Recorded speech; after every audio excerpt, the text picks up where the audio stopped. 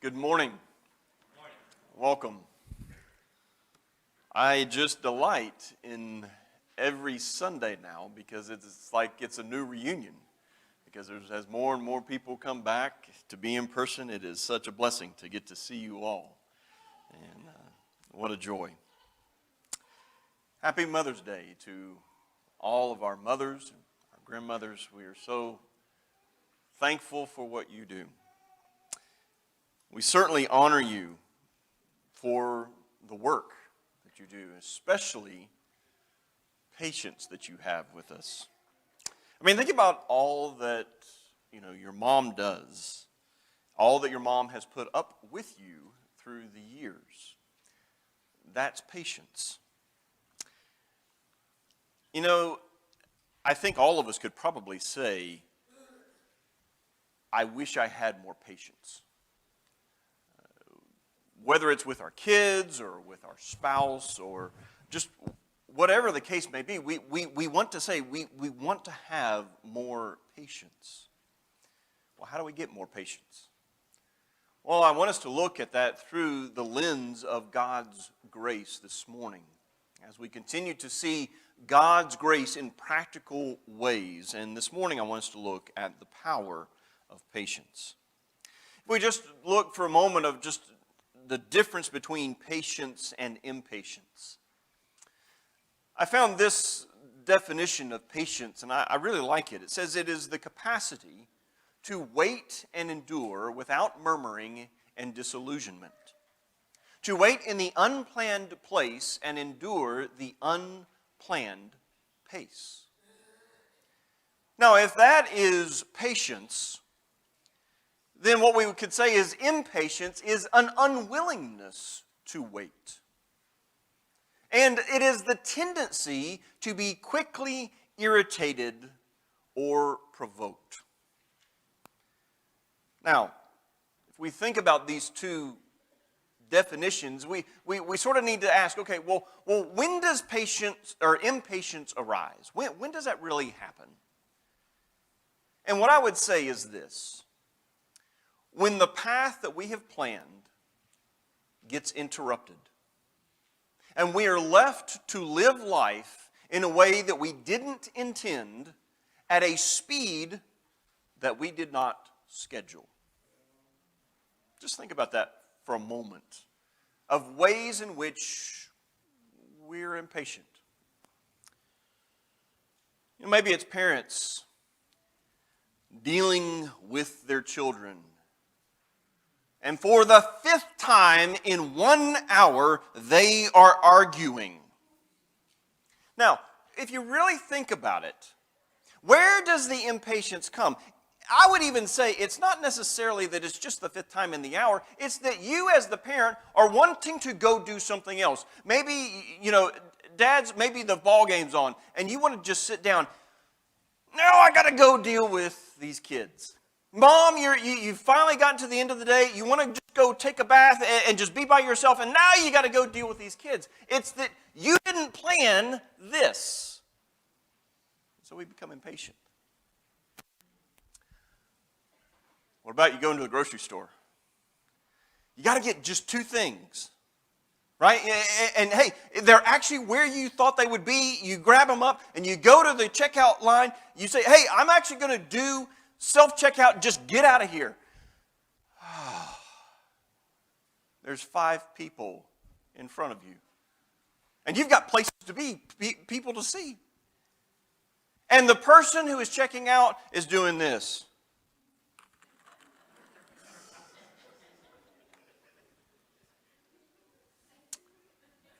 And then they go to pay. And they say, I want to pay by check. What do? You're back there pulling your hair. I've got places to go. We can also do it in long-term things in our life. Maybe we get impatient when we haven't found a spouse to marry. Maybe we get impatient when we have tried as a couple to have children and we can't. Maybe we get impatient when we have this plan to retire and that plan is just all messed up and we can't retire when we want to. The situations can go on and on. But we get impatient when our schedules get interrupted, when our dreams get dashed. But if we're really honest with ourselves, there's a lot of selfishness in that. There's a lot of pride that we talked about last week in that. Because things aren't going the way I want them to. You see, impatience comes at us in all aspects of life. And if we're honest, it really begins when we doubt God's timing, and maybe we doubt God's guidance. When our expectations are not met in our time frame. And note, I really like that aspect in the definition of patience. The capacity to wait and endure without murmuring. You know, I think a lot of us could be patient if we could murmur to each other, right? If we could let each other know just how bad our situation is, it would just be so much easier. But that's not patience. John Piper said it this way: true patience is waiting for God in the unplanned place of obedience, and to walk with God at the unplanned pace of obedience. To wait in His place and go at His pace. Another aspect there of patience is it is a capacity to wait and endure. I think there are all of us are probably born with at least some infinitesimal small amount of patience. We can all wait for some amount of time. We can all endure for some amount of time.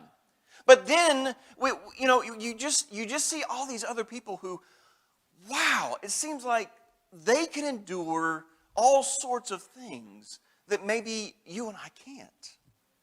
I go, wait a minute. How is it that they can do it, but I can't?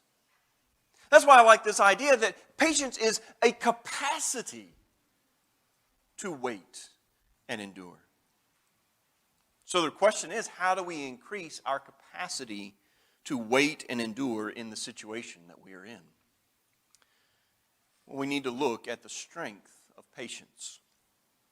In Colossians chapter 1 and verse 11, Paul is praying really a prayer for these saints. And he says there in Colossians 1 and verse 11, "May you be strengthened with all power, according to His glorious might, for all endurance and patience with joy." You see, patience is evidence of inner strength. Think about that for just a moment. When you have things that just go wrong, the one who is patient, there's a calmness that is within them. And what I would really say then is there's a weakness in impatient people, because they are having to rely on external supports, whether it be their schedules that have to be just right, whether it be circumstances that have to be just right for them. And if those things don't go right, then they start just yelling at the person who messed that up for them. We've all seen that, right? Now, what we might say is, well, wait a minute. Their yelling doesn't really seem like weakness.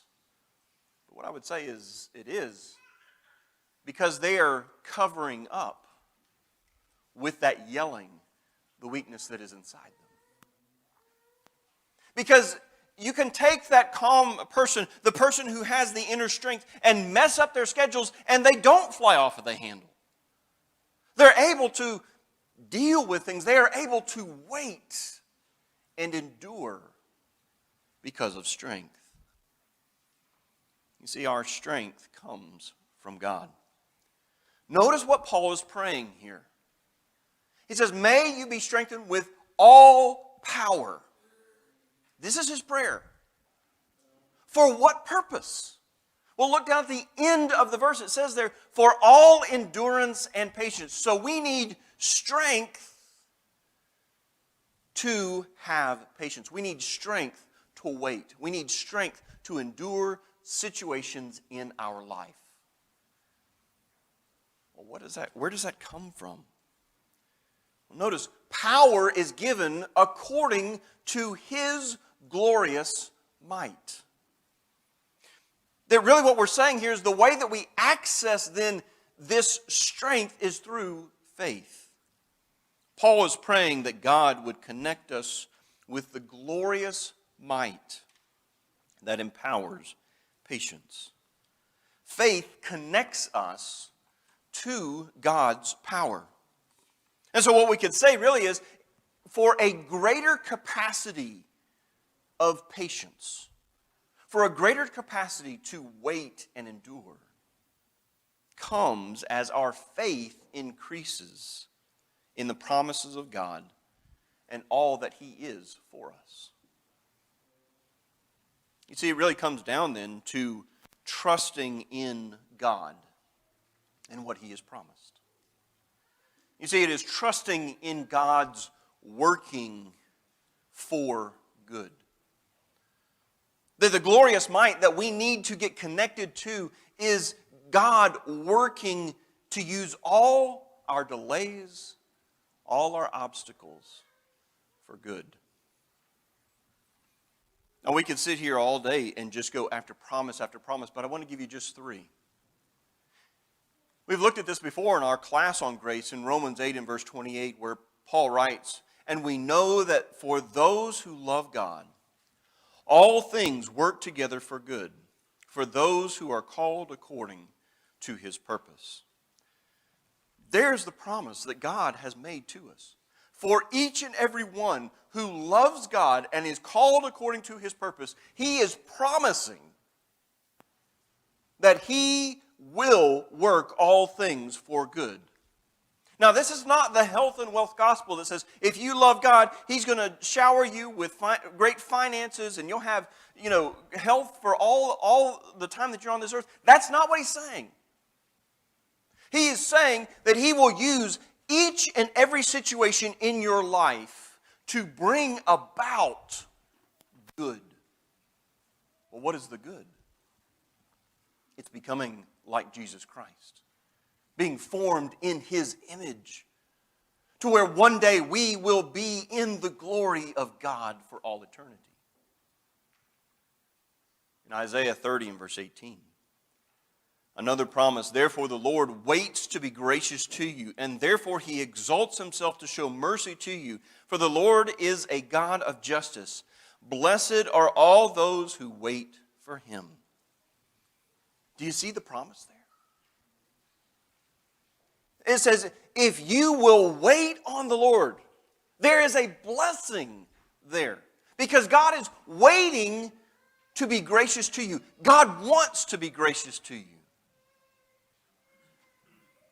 Notice Psalm 23 in verse 6. The 23rd Psalm is not just something that we need to hold on to when someone dies. Notice what David says here. He says there in verse 6, surely goodness and loving kindness will follow me all the days of my life, and I will dwell in the house of the Lord forever. That is David making a definitive statement. He is saying, surely goodness and mercy or loving kindness will follow me. In years past, we've looked at this and how this is very much a shepherd's psalm. David is writing it in terms of things that a shepherd would know and understand. Well, in that sense, then, surely goodness and loving kindness, they're like the sheepdogs that are behind the sheep that are pushing them forward. God's mercy, God's goodness is behind each and every one of us. That is a promise that God says. It's not that he's holding it back saying, well, you just got to figure it out on your own. No, he says, I've got this. I want this to be behind you, to help you. What does that mean for us? Let me ask you this. What if you knew the reason behind the delay? Because that's usually where impatience arises, is in when something happens that we are not expecting, when there is some sort of delay. For example, you've got a place to go. You're driving there, and it just seems like you get every single red light.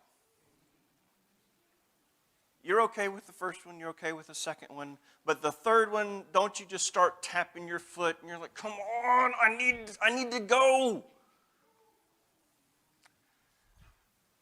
What if that third red light delayed you from getting in an accident? What if you receive a 2 a.m. phone call and you're like, oh man, I missed out on sleep. But that 2 a.m. phone call awakens you such that you realize there's smoke in your house. What if you were standing there in that long grocery line where that person is still wanting to pay with their check, but you realize that this is an opportunity to talk to the person next to you about Jesus? You see, in each and every one of those situations, if you knew the end, right? If you knew the bigger picture, would you be impatient? I would say none of us would. I would gladly sit at a red light so that I'm not in a car wreck. I would gladly answer a 2 a.m. phone call so that I can know that, hey, there's smoke in my house. I would gladly stand for however long to tell someone about Jesus Christ. You see, it's a matter of, well, what if we knew the reason behind? And I am not saying that God is causing all the red lights in your life. That is not what I am saying. But what I am saying is this: if we believe that God works in the big things of our life to mold us and make us into Jesus, in His image, is it not possible that He also works in the small things of our life as well? You see, the strength of patience rests in our capacity to trust that God is working good in all of our delays and obstacles. That He is bringing about something better. You see, if we're not trusting the promises of God for us, then our impatience is a form of unbelief. Now, we don't want to look at it that way. We just say, hey, it's just me toe tapping at the third red light. But if I'm really thinking about this and saying, wait a minute, God has made promises to me. God is saying that He is going to work on my behalf. He is going to take both the good and the bad and work to mold me to reflect Jesus Christ. If I don't trust in that, then I am not believing in God. You see, I begin to doubt His timing. I doubt His guidance. For a moment, just consider Joseph's life. We don't have time to go through it all, but just think about it. You know that Joseph had big plans. You know that he had dreams. I mean, he's already received a vision that, hey, all my brothers are going to be bowing down before me. You know he was all about that. And then life changes. He gets sold by his brothers into slavery. Different country. We can say, well, maybe things are starting to look up. He's working in Potiphar's house. He's getting, he's getting raises, and now he's over all of the management of the house. But then comes Potiphar's wife. come on, Joseph. Just come on into the bedroom. He resists, and he resists, and he resists. And what does he get for it? She calls his integrity into question.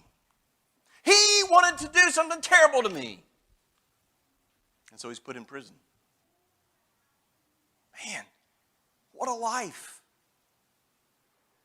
Well, we can say, well, wait a minute. He gets to, get a little bit more responsibility. And now he's taking care of other prisoners. He's taking care of the cupbearer. He actually interprets the dream of the cupbearer. And he says, hey, would you just remember me when you get out?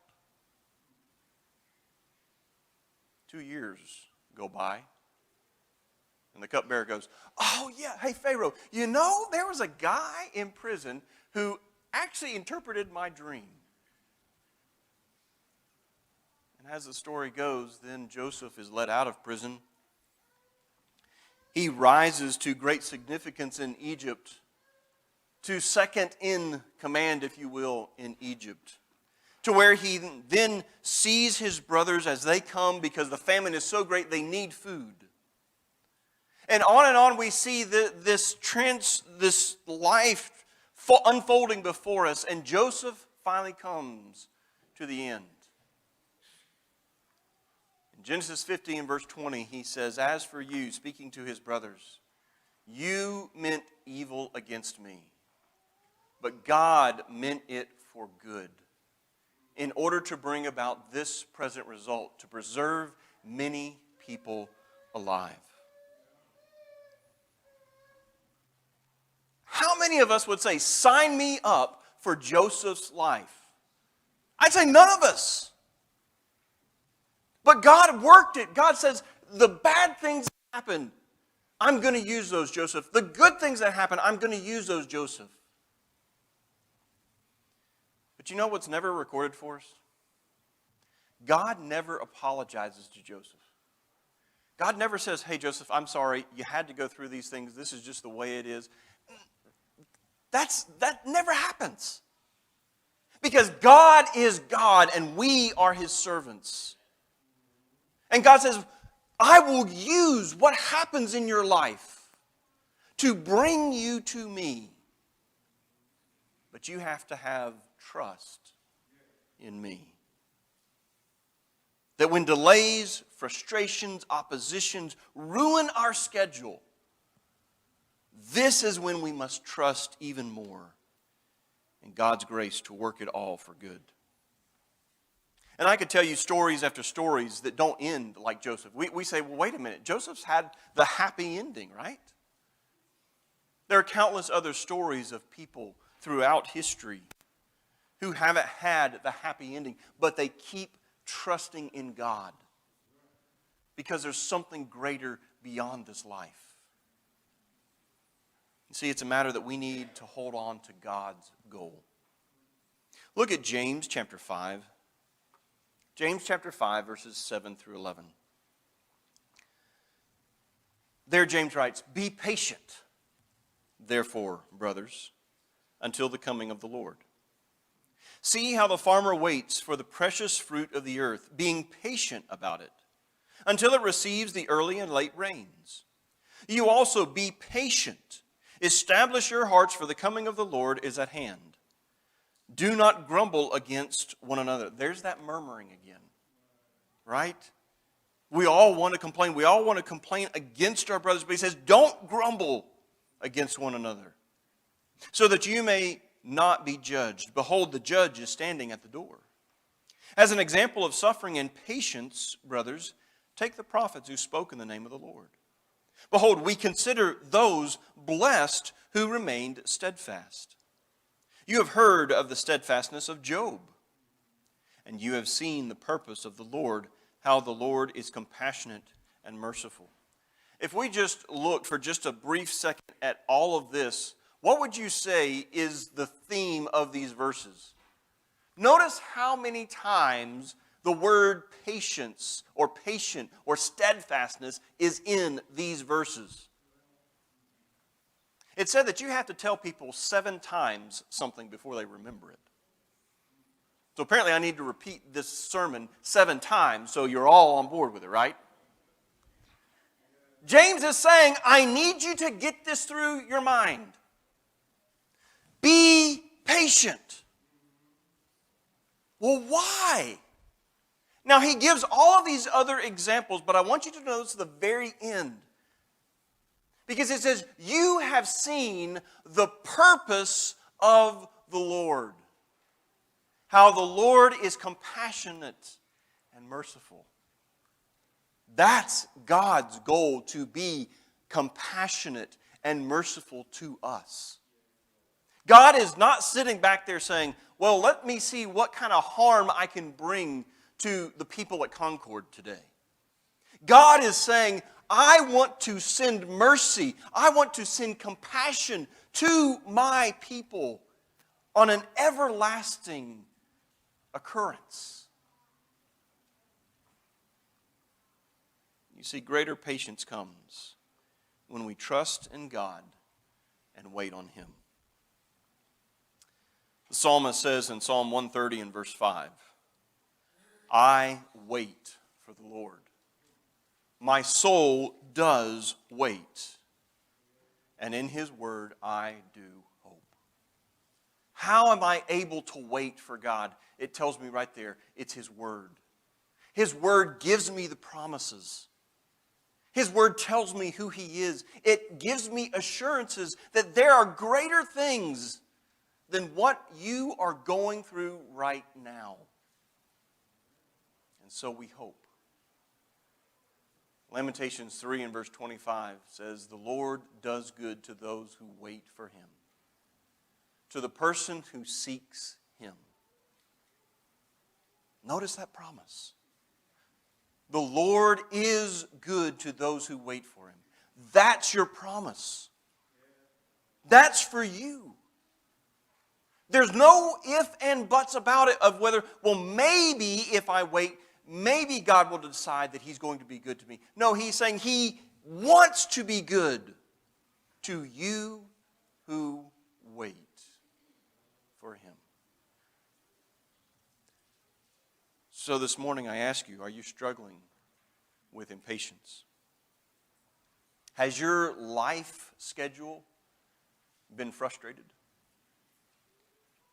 Are you looking to other things saying, how can I get back control? The answer is turn to God. Seek Him and give Him control. Because in Him, you will find strength to wait and endure. If we can help you in any way this morning, won't you come together as we stand?